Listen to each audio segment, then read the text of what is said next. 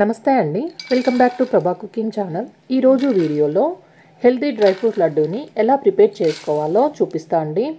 ఈ dry fruit లడ్డూలో మనం బెల్లం కానీ షుగర్ కానీ అస్సలు యూజ్ చేయడం లేదు. షుగర్ ఫ్రీగా ఏదైనా హెల్తీగా స్వీట్ చేసుకోవాలనుకుంటే ఈ డ్రై ఫ్రూట్ లడ్డూని అప్పటికప్పుడు చేసుకొని తినేయచ్చు. పిల్లల నుండి పెద్దవాళ్ళ వరకు ఈ లడ్డూని ఎవరైనా తినొచ్చండి.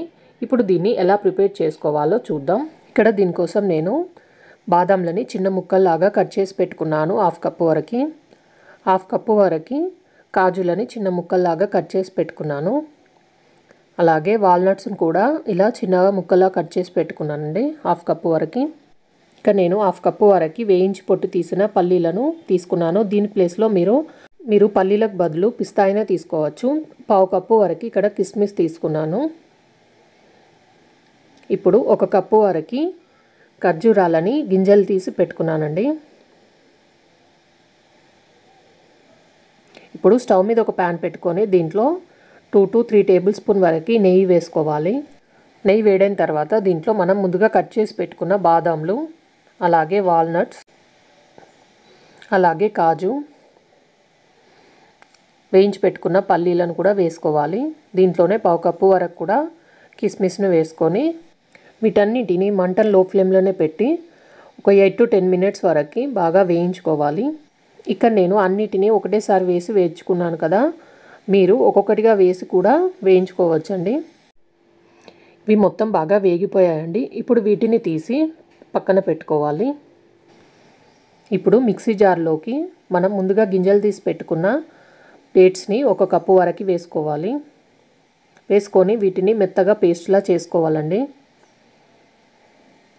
చూడండి, ఇలా మెత్తగా పేస్ట్ పట్టుకొని పెట్టుకోవాలి. ఇప్పుడు అదే ప్యాన్లోకి 1 టేబుల్ స్పూన్ వరకు నెయ్యి వేసుకొని, నెయ్యి వేడైన తర్వాత మనం ముందుగా గ్రైండ్ చేసి పెట్టుకున్న ఖర్జూర పేస్ట్ని ఇందులోకి వేసుకోవాలి. మనం దీన్ని కలుపుతున్న కొద్దీ కొంచెం మెత్తగా తయారవుతుందండి. ఇలా మెత్తటి పేస్ట్ లాగా తయారయ్యే వరకు మనం దీన్ని కలుపుతూనే ఉండాలి.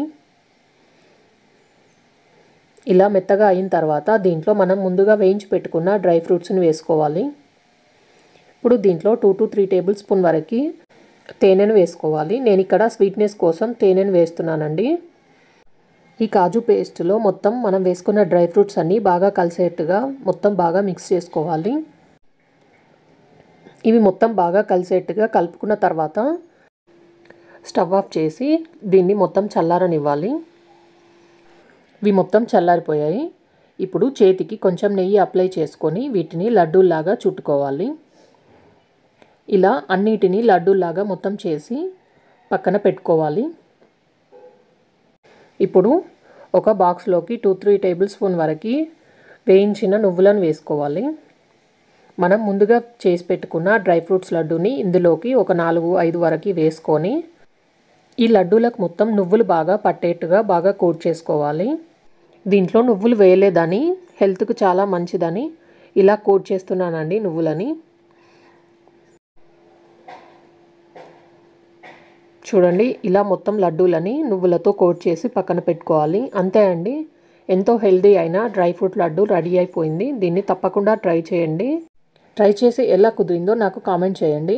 ఈ వీడియోని లైక్ చేయండి, షేర్ చేయండి, సబ్స్క్రైబ్ చేయండి. Thanks for watching.